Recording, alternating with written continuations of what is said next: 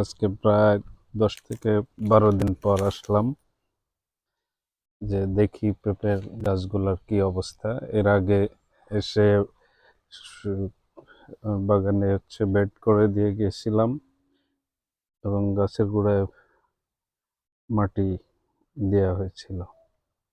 তো আজকে আসছি মূলত, এর আগে তো বৃষ্টি হলো 3-4 দিন, বৃষ্টির পরে আজকে আসছি যে মূলত দেখি বাগানের কি অবস্থা গাছগুলোর।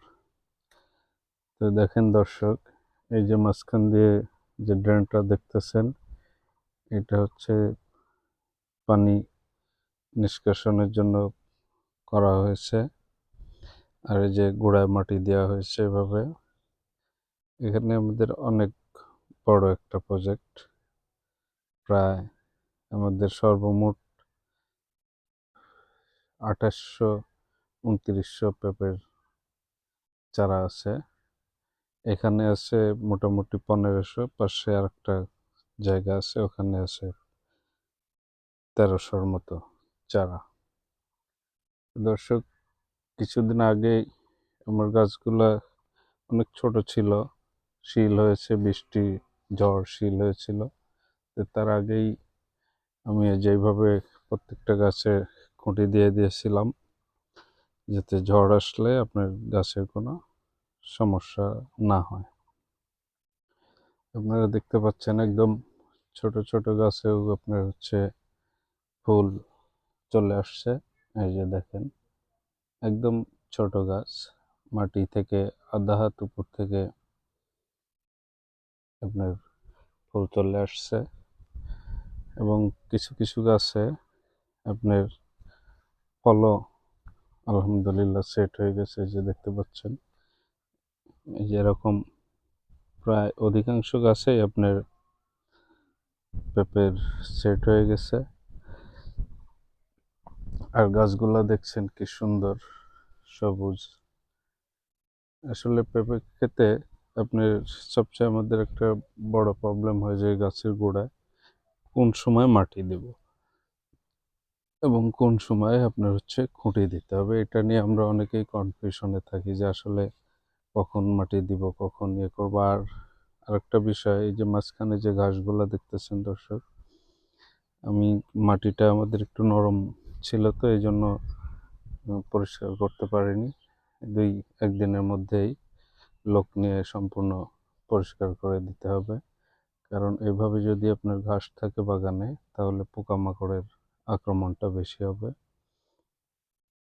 আপনি যতই স্প্রে করেন, যদিও আমরা শিডিউল স্প্রে করি, প্রত্যেক 10 থেকে 15 দিনের মধ্যে একটা করে স্প্রে করি, তারপরেও বাগানটা পরিষ্কার রাখা সবচেয়ে জরুরি।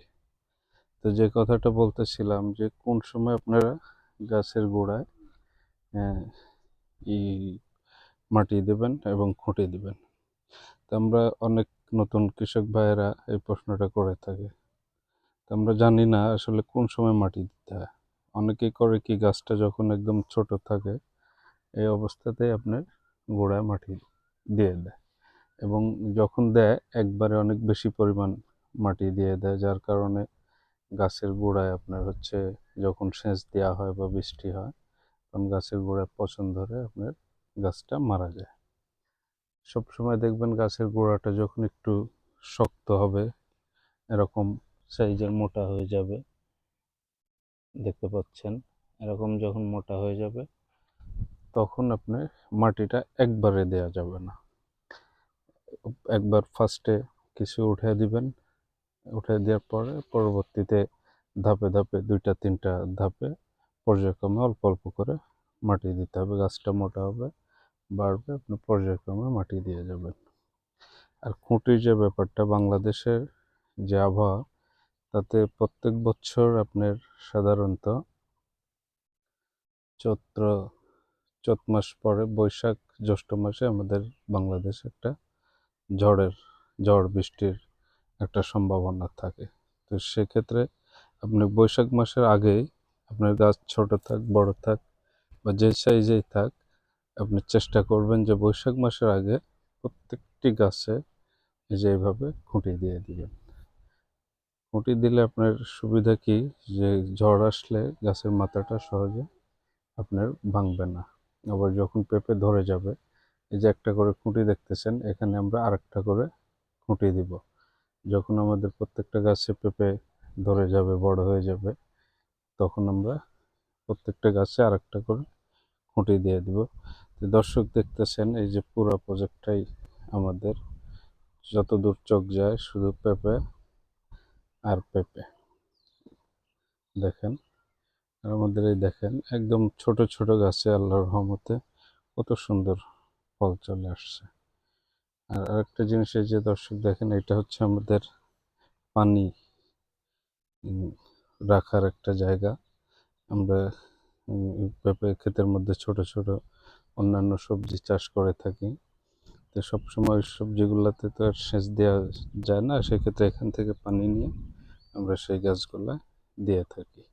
দেখেন, আল্লাহ যদি আপনাকে দেয়, কত সুন্দর হতে পারে। আসলে যে কোনো কাজে চেষ্টা করলে সেটা থেকে আপনি অবশ্যই ভালো রেজাল্ট পাবেন। দেখেন দর্শক, কত সুন্দর ফুলে ফলে ভরপুর। কত ছোট্ট একটি গাছ, সর্বোচ্চ আপনার 1 ফুট উপর থেকেই প্রত্যেকটা গাছে পেঁপের সেট হয়ে গেছে। ফল ফুল প্রত্যেকটা গাছে আপনি দেখবেন, প্রত্যেকটা গাছে একদম ছোট যে গাছটা, সেটাতেও আপনার ফল ফুল আছে। এই হচ্ছে। আর এই যে কিছু চারা দেখতেছেন আমাদের ছোট, এগুলো একসঙ্গে লাগানোর পরে আপনার মারা গিয়েছিল, এরপরে এগুলো আর কি রিপেয়ার করে পরবর্তীতে লাগানো হয়েছে। এই জন্য কিছু গাছ আপনার ছোট আছে।